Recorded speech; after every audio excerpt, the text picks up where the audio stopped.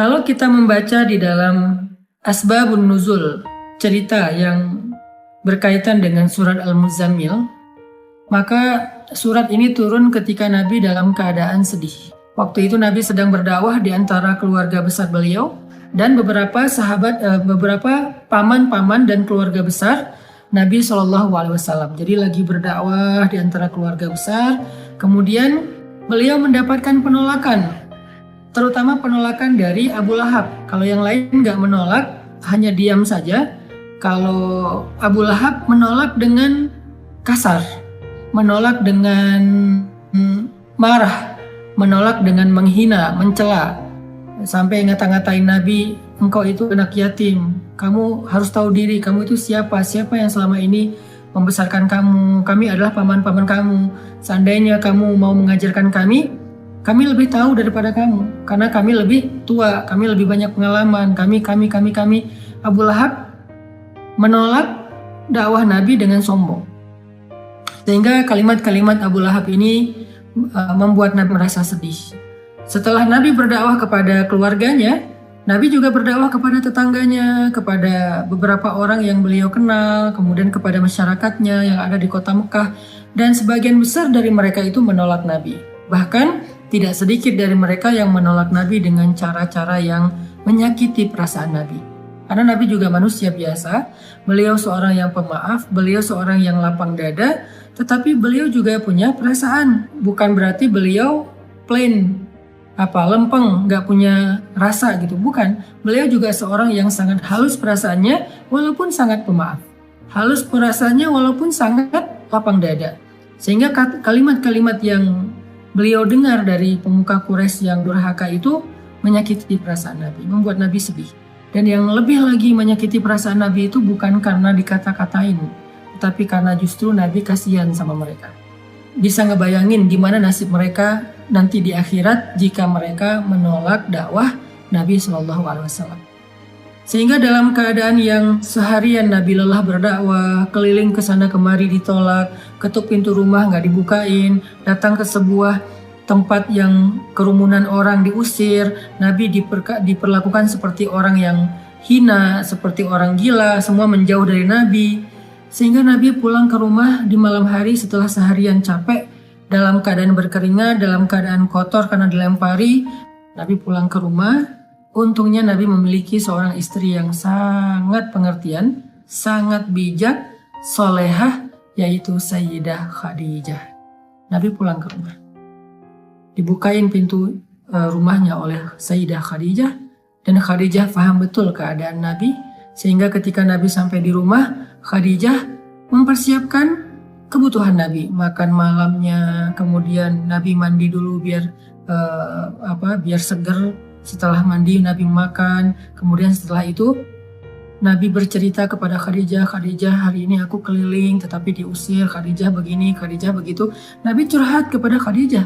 Khadijah itu tahu betul keluh kesah Nabi dalam perjalanan, dalam perjuangan dakwah yang luar biasa. Khadijah tahu betul perjuangan yang gak mudah. Dan Khadijah mencoba untuk menghibur Nabi semampu Khadijah. Jangan sedih, wahai kekasih Allah, sesungguhnya Allah gak akan mengecewakan engkau. Dan seterusnya. Sambil Nabi istirahat, maka Nabi curhat kepada Khadijah. Lalu setelah semakin larut malam, Nabi pun tidur bersama dengan Khadijah. Dalam keadaan masih ada rasa yang berat di hati beliau. Kalau Nabi capek secara fisik, maka Nabi bisa istirahat dengan makan, mandi, kemudian tidur.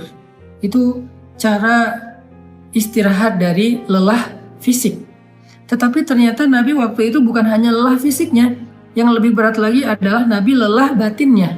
Ini buat kita semuanya, semua kita pasti merasakan lelah batin. Kalau lelah fisik, kita tahu obatnya. Ketika kita lelah secara fisik, kita bisa istirahat dengan duduk. Kita bisa istirahat dengan goler-goler, berbaring. Kita bisa istirahat dengan tidur lelap. Kita bisa istirahat dengan santai-santai. Kita bisa istirahat dengan makan dan minum, ngopi, ngeteh, minum jus, makan buah. Kita bisa istirahat dengan nonton, kita bisa istirahat dengan bercanda dengan anak-anak, dengan keluarga. Itu adalah cara kita melepaskan lelah fisik, merecovery lelah fisik. Sakit Fisik juga demikian, recovery-nya kita bisa dengan bed rest, kita bisa dengan minum obat, kita bisa dengan terapi. Itu adalah cara kita recovery sakit fisik, lelah fisik. Tapi bagaimana kalau kita sedang lelah batin, sakit batinnya, perasaannya yang sakit, hatinya yang sakit, pikirannya yang sakit, jiwanya yang sakit, dalam tanda petik. Gimana cara kita merecovery semua itu? Gimana cara kita ngobatin batin kita yang sedang terganggu? Gimana cara kita ngobatin hati kita yang terluka? Gimana cara kita ngobatin perasaan kita yang tergores? Ternyata bukan dengan entertain. Cara ngobatin jiwa kita, cara ngobatin hati kita adalah dengan zikrullah, mengingat Allah. Kenapa bisa kayak gitu, Ustaz? Karena jiwa kita itu, roh kita itu asalnya dari langit. Beda sama jasad kita, fisik kita. Jasad atau fisik kita itu asalnya dari bumi. Sehingga ketika dia sakit, maka obat-obatnya ada di bumi. Tapi kalau roh kita, jiwa kita itu ditiupkan oleh Allah asalnya dari langit. Sehingga kalau dia ngerasa sakit, terganggu, maka obatnya ada di langit. Apa obat yang ada di langit? Zikrullah, mengingat Allah. Banyak orang yang salah paham tentang ini. Dia sebetulnya nggak lelah fisik. Kalaupun lelah fisik, nggak terlalu lah. Yang lebih lelah itu sebetulnya jiwa dia. Yang lebih lelah itu sebetulnya hati dia. Yang lebih lelah itu sebetulnya pikiran dia. Yang lebih lelah itu sebetulnya perasaan dia. Maka dalam kelelahan seperti itu, dia mencoba untuk merecovery-nya dengan cara jalan-jalan, dengan cara nonton, dengan cara entertain, dengan cara goler-goler, dengan cara tidur lelap dari pagi sampai sore, malam sampai pagi lagi. Dia pikir dengan begitu dia bisa melupakan rasa sakit hatinya. Ternyata setelah dia melakukan itu, lelahnya gak hilang. Beban di hatinya itu gak menjadi ringan. Luka di perasaannya itu gak menjadi sembuh. Kenapa? Karena dia bukan sedang lelah fisik, dia bukan sedang capek secara fisik, dia bukan sedang sakit secara fisik. Dan itulah yang terjadi kepada Nabi SAW. Sehingga ketika Nabi pulang ke rumah, Nabi capek, tapi yang lebih capek lagi perasaan dan hati beliau. Nabi istirahat bersama dengan Khadijah, Khadijah menyiapkan air hangat, Nabi makan bersama dengan Khadijah, Nabi curhat sedikit kepada Khadijah. Setelah itu Nabi tidur. Karena Nabi berharap dengan tidur, beliau bisa merecovery lelahnya beliau. Ternyata Allah tahu, Nabi bukan hanya butuh tidur. Ya, seseorang butuh tidur untuk recovery lelah fisiknya. Tetapi bukan hanya fisiknya yang lelah. Nabi juga merasakan lelah yang luar biasa hatinya. فَلَعَلَّكَ بَاخِعٌ نَفْسَكَ عَلَىٰ آثَارِهِمْ فَلَعَلَّكَ بَاخِعٌ نَفْسَكَ عَلَىٰ آثَارِهِمْ إِن لَّمْ يُؤْمِنُوا بِهَٰذَا الْحَدِيثِ أَسَفًا. Kata Allah di surat Al-Kahfi. Hampir saja engkau mencelakai dirimu sendiri. Hampir saja engkau mencelakai dirimu sendiri. Karena merasa berat terhadap pengingkaran mereka. Merasa berat terhadap kedurhakaan mereka, merasa berat terhadap kekufuran mereka, hampir saja engkau mencelakai dirimu sendiri. Hampir saja engkau membebani perasaanmu sendiri. Itu yang dirasakan Nabi.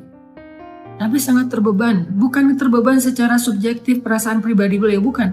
Beliau itu terlalu menginginkan hidayah kepada umatnya. Beliau itu akan sangat sedih kalau ada yang menolak dakwah beliau.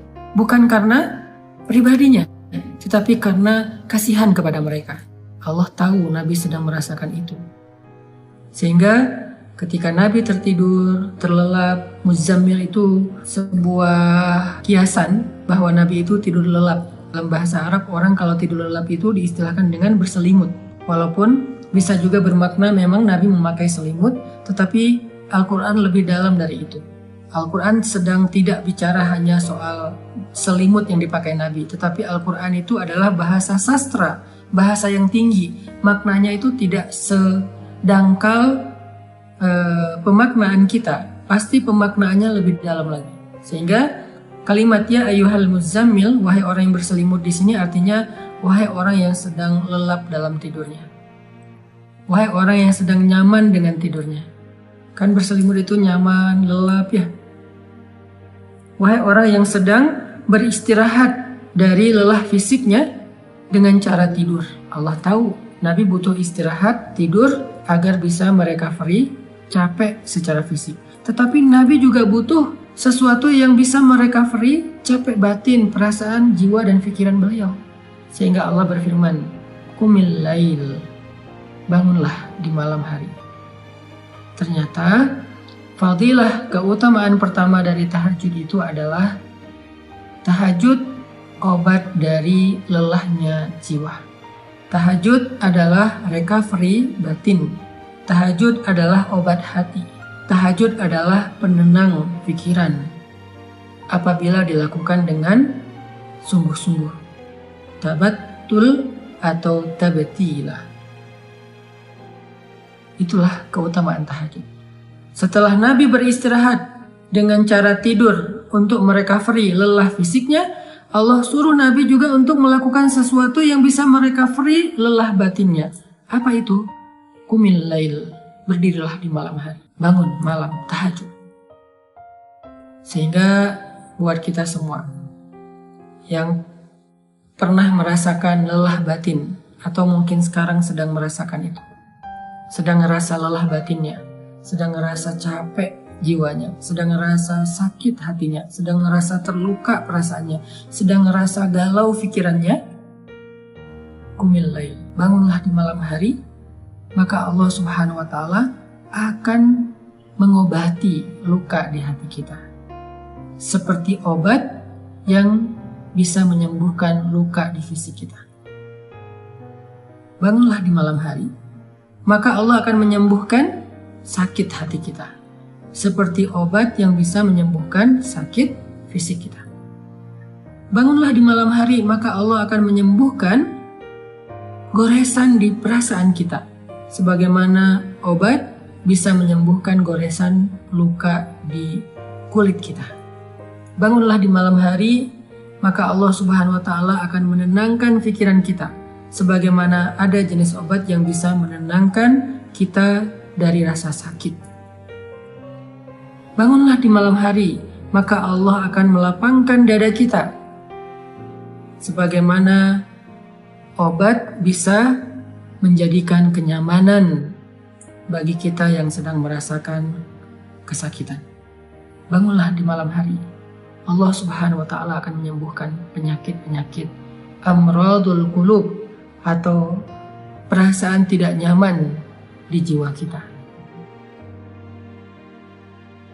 Itu fadilah keutamaan pertama dari tahajud atau tarawih apabila kita melakukannya dengan benar. Jadi sekarang kita jadi tahu recovery yang kita butuhkan itu ada dua. Ada recovery fisik, ada recovery zahir, ada recovery jasad kita, tubuh kita, ada recovery jiwa kita, batin kita, perasaan kita, hati kita. Recovery fisik dengan istirahat, dengan tidur, dengan makan, dengan ngopi, dengan ngeteh, dengan makan buah, dengan minum jus, dengan entertain, dengan nonton, dengan jalan-jalan, dengan bersenda gurau dengan keluarga. Itu adalah recovery fisik. Sedangkan recovery batin, jiwa, perasaan, dan pikiran kita, hati kita dengan zikrullah. Dan zikrullah yang paling baik itu di antara sekian banyak zikrullah adalah qiyamul lail, salat malam. Kenapa? Jawabannya ada di ayat ke-6, inna nasyi'atal lail asyaddu wat'an wa aqwamu qila. Karena malam hari itu lebih menenangkan buat kita dan lebih mudah untuk khusyuk. Itu fadilah pertama dari tahajud atau qiyamul lail atau salat tarawih.